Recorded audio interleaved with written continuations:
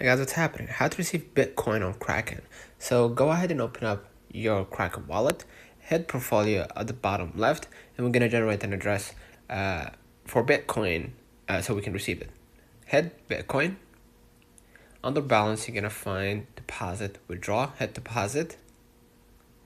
Inside, you're going to select your network, say Bitcoin, and only deposit BTC from the Bitcoin network. Deposits of other assets or from other networks will be lost. The minimum deposit is 0.00001 Bitcoin.